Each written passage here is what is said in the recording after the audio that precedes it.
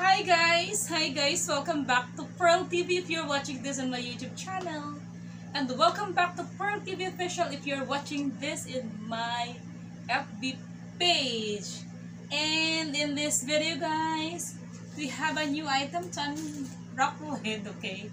So the last time I show Shopee product to my spouse and I told him, hey, I want this bag, this is so nice and it has a big discount. Okay, sabi ko kay Mr. ko, buy mo na yan. Kasi guys, si Mr. ko talaga yung purchaser ng lahat ng mga item na gusto ko. Ever since. Okay, so I tried once sa office lang yung nag-purchase ako para sa office. But many times, but always, si Mr. ko talaga yung pinapabili ko. Okay, kasi siya din yung magbabayad din, di ba? Eto nga, kasi si Mr. ko din from time to time nagsisend sa akin ng mga magagandang bag and he is asking me if I love the bag and he will buy it from me. But from time to time, he used to send me a bag na mga sosyal. Nasabi ko parang mga pangmayaman naman yan na hindi naman yung bagay sa akin. I just want an ordinary bag, a cheap bags. Okay? Yung mga bag lang na pang ano lang, pang common tao. Hindi kasi ako yung tipo ng babae na magbabag ako ng sosyal. Kasi I don't want to get the attention of snatchers and other people. I just love to wear ordinary bags. That is the truth about me. I just want to wear, sometimes I just love to wear mga madudumi na bag, di ba? Kasi I don't want to get any attention of the public, okay? Kasi ilang beses na akong nadukutan, nalaslas yung bag ko, pagbago yung bag ko, kaya pagbago talaga yung bag ko. Kaya sabi ko kay Mr. ko, no deal. Magbabag na lang ako ng maitsurang luma kahit bago, basta quality bags, okay?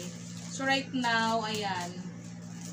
This only cost, I think, 155. Parang nagkupit ko. Kasi nakyutan ako, tapos maganda naman yung mga review. Ay, so maliit lang pala siya. Oh, so liit lang, oh. Cute naman siya, guys. Kasi doon sa regular price daw, 700. Ito yung mga tinitinda-tinda ko din, ganun din noon eh. Mga mura lang talaga to. Pero sa Shopee kasi guys, nakakatuwa kasi you can buy it with a big discount pa. Okay? Kasi nung mga panahon nag-online selling ako, ganito siguro kung mga binibenta ko mga 399 kasi malaki din naman talaga yung kapital. But nowadays, you can buy so many cheap products in Shopee and Lazada. Okay?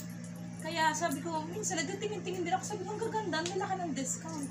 Kaya ang hirap ng kalabanin yung Shopee at Lazada. So let's try this guys. Ito talaga, ganito talaga yung mga gusto kong design.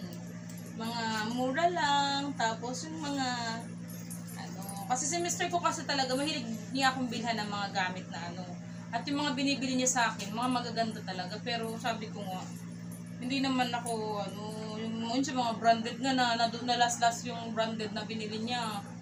Tapos pinaayos niya pa, yung leather. Nagbayad pa siya ng 800 after na last yun. Kaya sabi ko, wag na ng last buti hindi nakuha yung pera ko that time na nagtatrabaho pa ako before.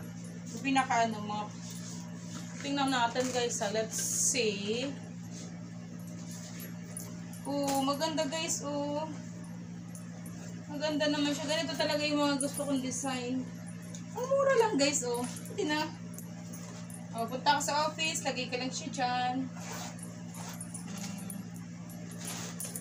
Diba, pwede na guys, pampalit-palit guys sa mga Tapos may mga lakwat siya na, diba? Yan lang sa tabi-tabi. Okay, so, see? Ayan. Hindi ko alam kung anong store yung binilang ka na to.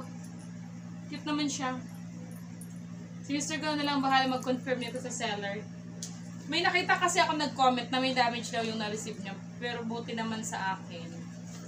So far, so good. Wala namang problema. Nakakatakot talaga kung may problema dyan. Oh.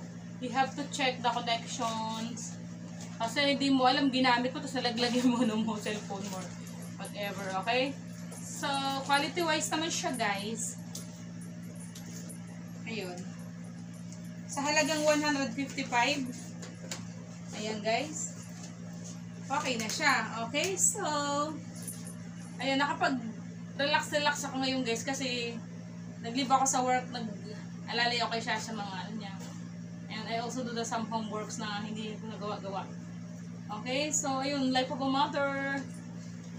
Bye and thanks for watching. God bless. Love you all. Please don't forget to like and subscribe and share for more unboxing and unwrapping vlog, guys. God bless.